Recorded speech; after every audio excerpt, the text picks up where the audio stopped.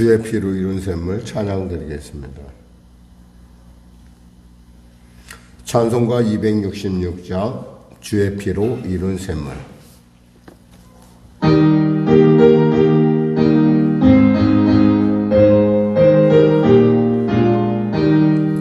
주의 피로 이룬 샘을 참 깊고 넓도다.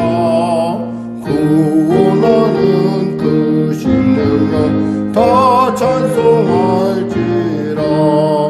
찬송하세 주의 보혈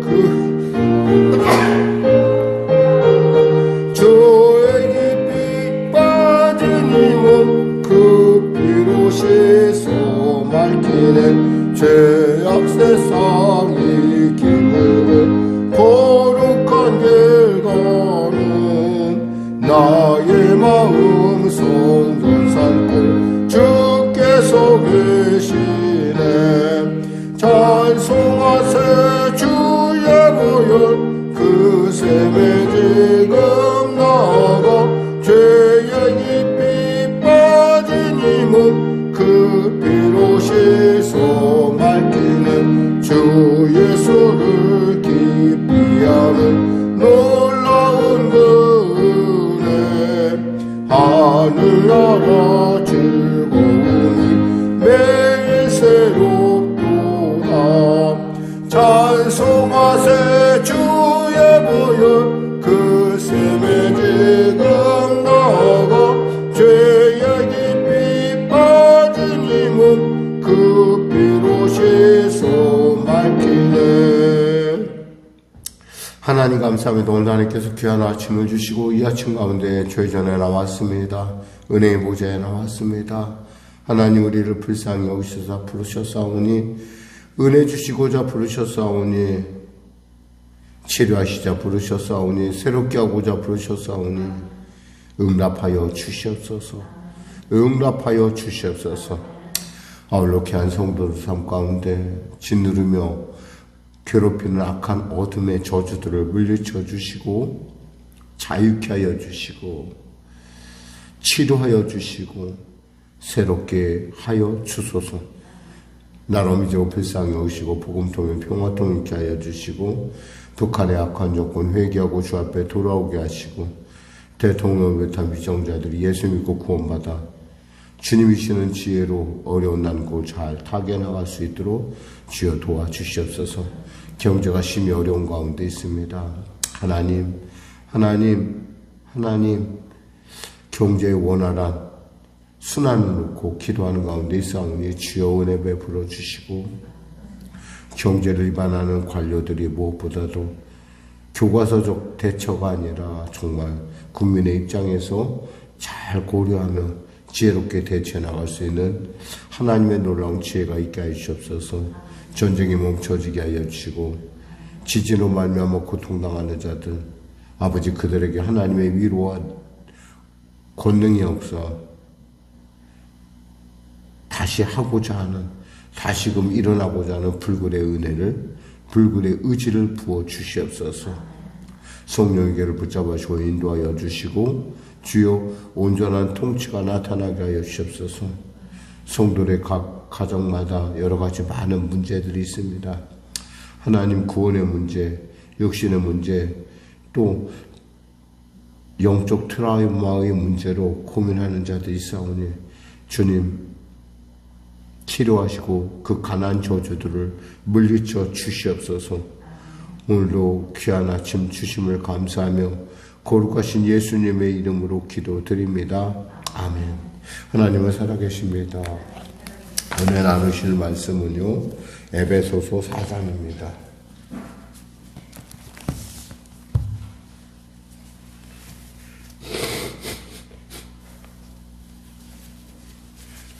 에베소서 4장 우리 하나님 말씀 같이 합독하겠습니다.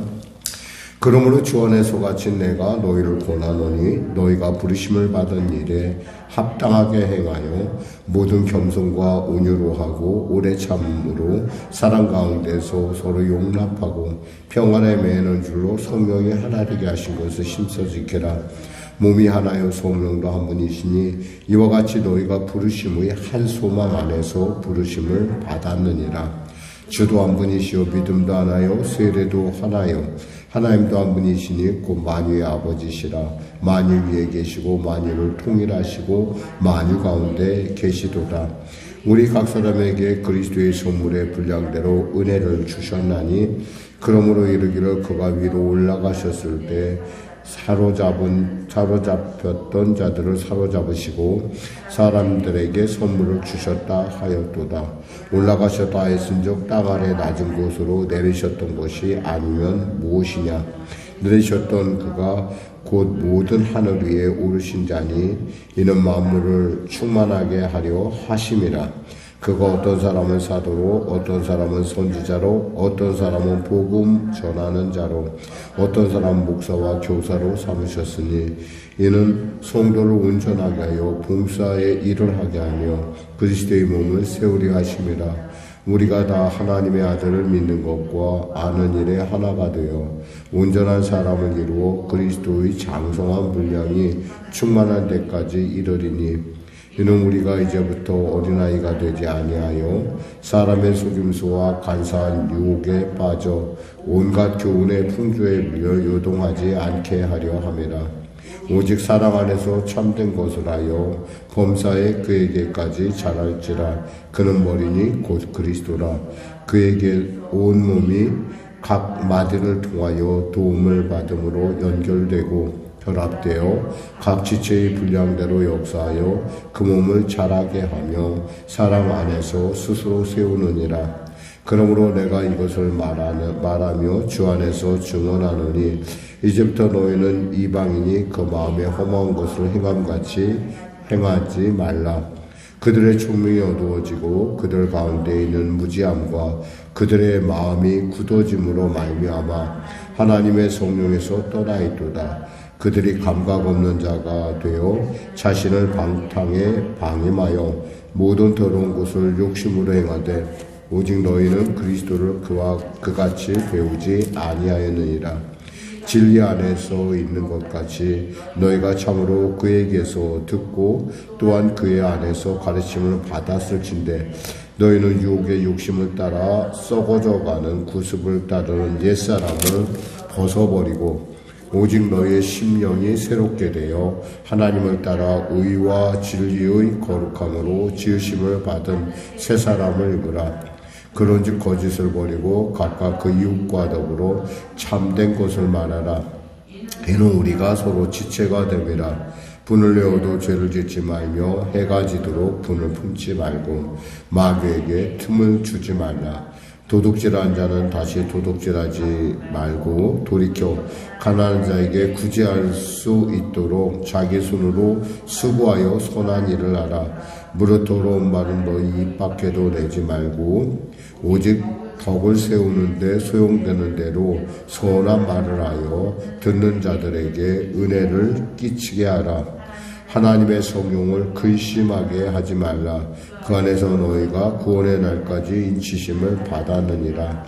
너희는 모든 악독과 노함과 분냄과 떠드는 것과 비방하는 것을 모든 악의와 함께 버리고 서로 친절하게 하며 불쌍히 여기며 서로 용서하기를 하나님이 그리스도 안에서 너희를 용서하심과 같이 하라. 아멘. 오늘의 핵심 주제는 교회라는 겁니다. 우리는 교회를 얘기할 때 보통 이제 건물을 생각을 하지만 교회는 사실 건물이 아니라 사람들의 모임입니다. 그러니까 교회는 사람들의 모임 전체를 얘기하기도 하지만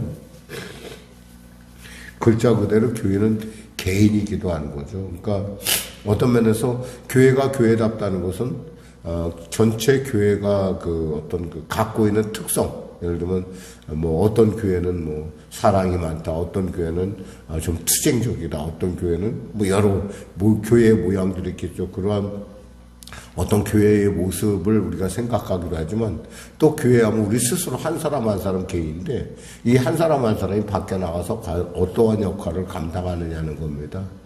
한마디로 말해서 우리가 그 에베소서 2장 10절에 보면 그리스도 안에서 부르심의 선한 뜻을 위하여 부르셨다는 그 말 안에는 교회가 갖고 있는 어떤 그 지향점을 우리에게 어딜 보고 갈 것인가라는 얘기를 합니다. 사실 그러함에도 불구하고 교회는 늘 언제나 불완전합니다. 불완전한 이유는 원래 인간 자체가 불완전해서 그래요. 원래 우리가 완전한 인간이 아니잖아요. 온전하지 않잖아요. 그러니까 온전하지 않은데 그럼에도 불구하고 그 온전함을 채워가시는 성령께서 늘 함께 하시고 그 성령은 때다 우리로 하여금 하나님의 마음을 깨닫게 하고 또 예수의 그 사랑, 예수께서 우리에게 어떻게 우리를 위하여 희생되었으며 그분이 지금 보좌 앞에서 어떻게 우리를 위하여 기도하는 것을 우리로 깨닫게 하는 어떤 그런 성령의 놀라운 역사로 말미암아 우리가 교회로 이렇게 이루어져 간다는 거죠. 그래서 사실 이상적인 교회는 근데 없어요. 없는 것이 당연한 것이 그런 교회를 만나본 적이 없기 때문에 그래요, 사실은. 그러기도 하고 또 우리 인간 자체가 갖고 있는 한계, 즉 에크레시아를 하나님께서 부르셨는데 늘 언제나 불완전한 상태에서 우리가 불러왔기 때문에 우리가 점점 완성돼 간다는 거죠. 그래서 어떤 면에서 보면 어떤 사람들은 신학자나 이런 얘기를 합니다. 교회가 돌아가는 것이 기적이다라는 얘기를 해요. 왜냐하면 그 교회 구성원 한 사람 한 사람을 보면은 참 문제가 많은데 그 문제가 많은 그 사람들이 교회를 이루고 또 그 교회가 하나님의 나라를 향해서 한 발짝 한 발짝 가는 것들을 세상 사람들이 볼 수 있다라는 거예요. 그게 기적이라는 거죠, 사실은. 도저히 저 사람 개인으로 봐서는 불가능한데 어떤 교회 안에 들어가서 그거 변화되는 모습을 보면서 사람들이 참 교회는 정말 살아있구나라는 걸 느낀다는 거죠. 저기서 볼까요? 그러므로 주 안에서 갇힌 내가 너희를 권하노니. 여기서 바울은 자신의 갇힘에 대해서 그냥 일상적으로 얘기합니다. 누구 때문에 갇혀 있어요?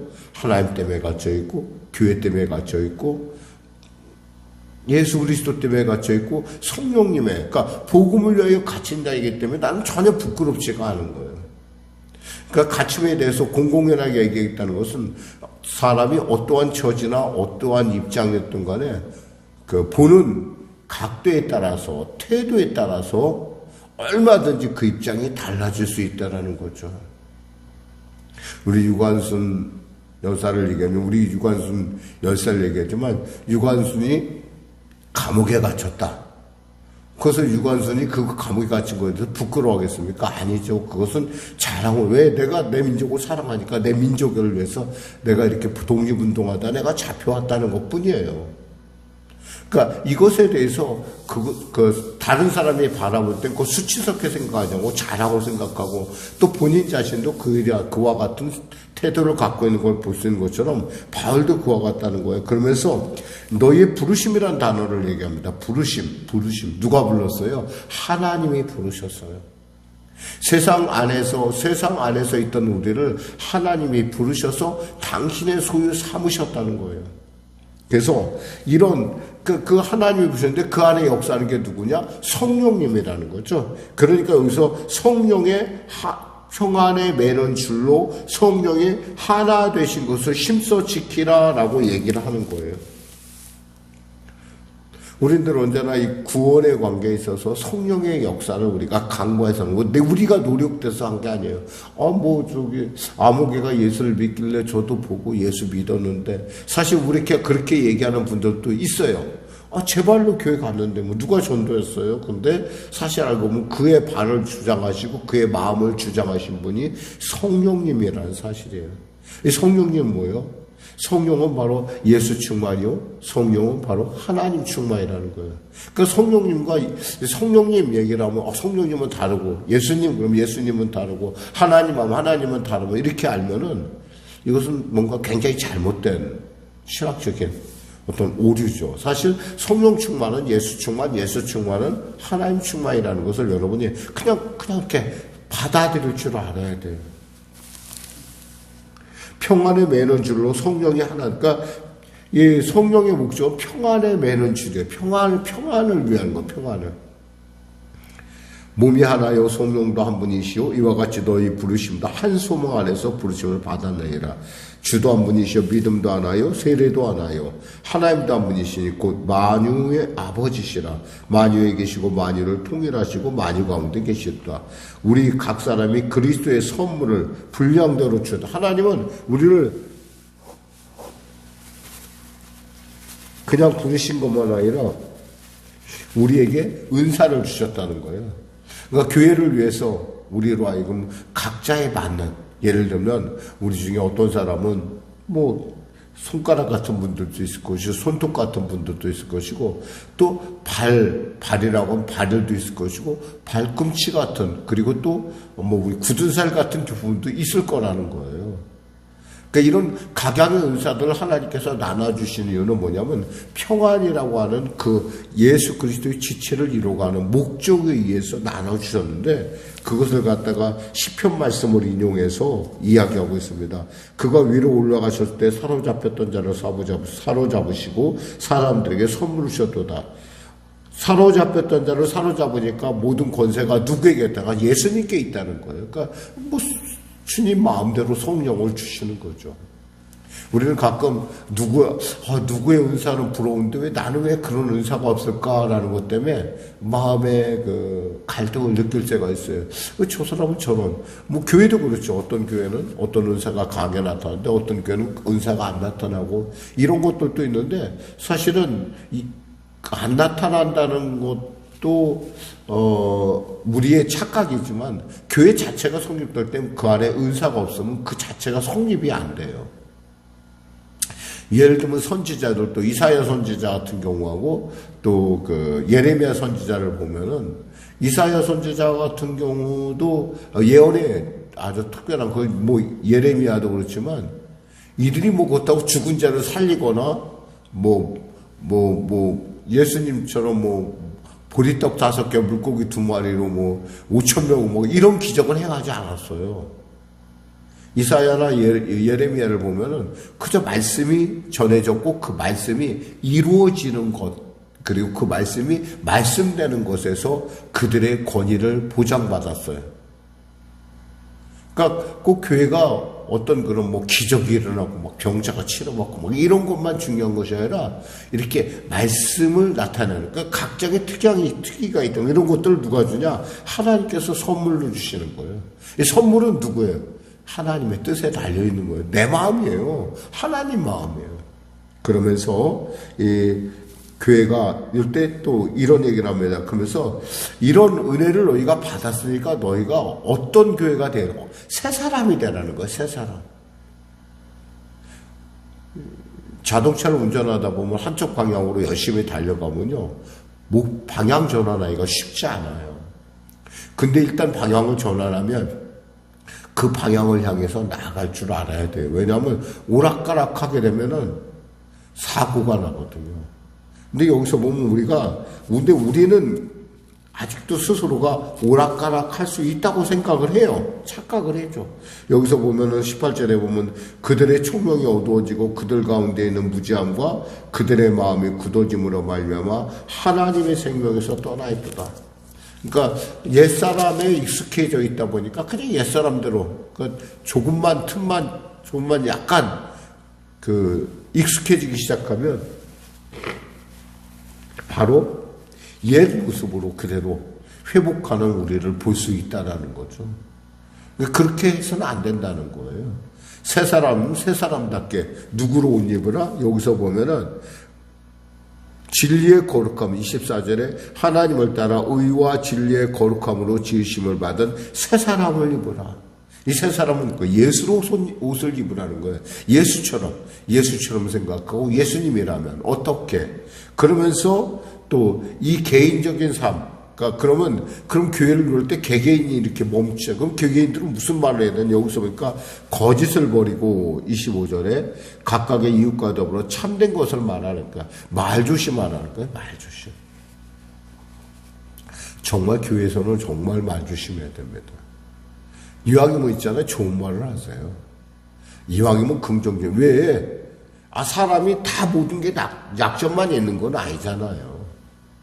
보기에 좋은 것도 있잖아요. 그럼 그렇게 봐달라는 거예요. 그렇게 봐요. 우리도 우리 스스로도 단점이 없겠어요? 다 단점이 있어요.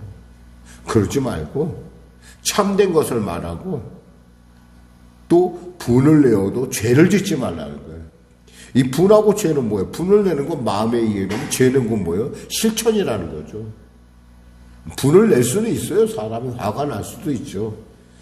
그러나 죄는 짓지 말고 해가 지도록 품지 말라. 이 해가 지도록이라는 거 뭐냐면 유대인들은 해가 지면 하루가 지나는 거예요.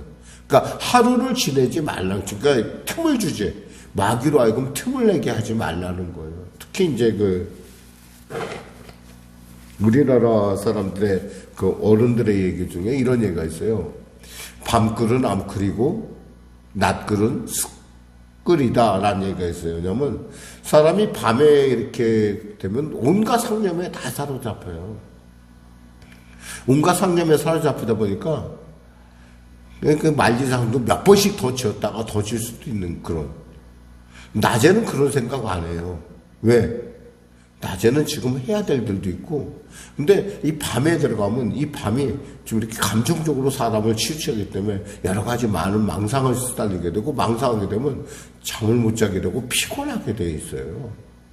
근데도 불구하고 어떤 그런 부분에 있어서, 그러니까 어떤 틈을 준다는 거예요. 그 망상에 빠지다 보면은 자꾸 그 이루어지는 일 아니죠. 사실은 누구에게나 뭐 망상이 없다. 그런 건 없죠. 있긴 있죠. 그런데 그것을 어떻게 받아들이냐. 어떤 면에서는 밤에 어떤 그런 일들이 사람을 자꾸 피곤하게 만드는 것을 우리가 볼 수 있어요. 그러니까 우리가 밤에는 좀 보다 좀 영적으로 살아야 될 것 같아요. 깨어 있어야 된다는 거죠. 그러면서 여기서 보니까 무릇 더러운 말은 29절에 너 입 밖에도 내지 말고 오직 덕을 세우는데 소용되는 대로 선한 말을 하라는 거야. 선한 말. 그래서 듣는 사람에게 영향을 끼치게 하라는 거죠.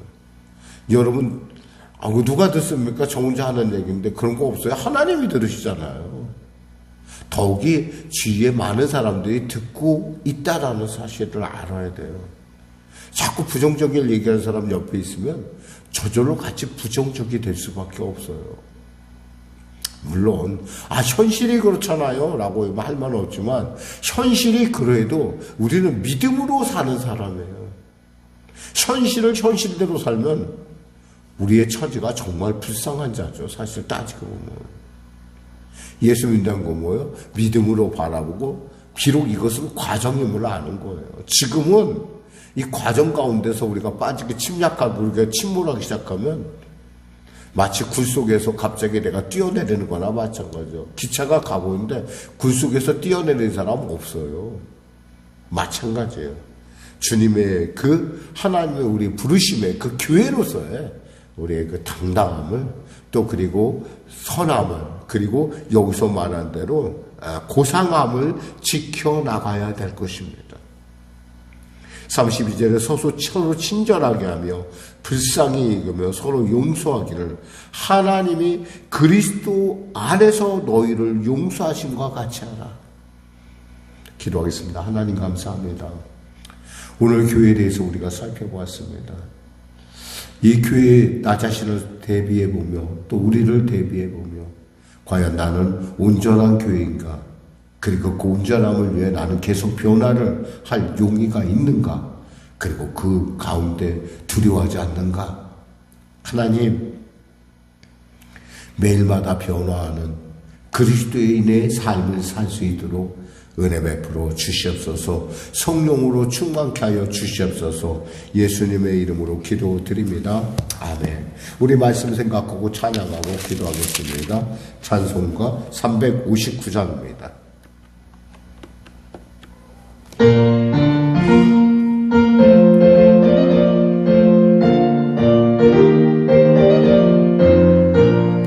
전성을 향해 가는 성도들아 앞길의 장애를 두려워 말라. 성령이 너를 인도하시리니 왜 지체를 하고 있느냐. 앞으로 전성을 향해 나가세. 전성 바라보나가세 모든 천사 너희를 영접하라 문 앞에 기다려 서 있네 너 가는 길을 누가 비웃거든 확실한 증거를 보여주어라 성령의 제니 감하여 주사 그들도 참기를 찾으리 앞으로 천성을 향해 나가세 천성문만 바라보 나가세 모든 천사 너희를 영접하라 문 앞에 기다려 서 있네 너 가는 길을 모두 가기 전에 내 손에 든 검을 붙지 말아라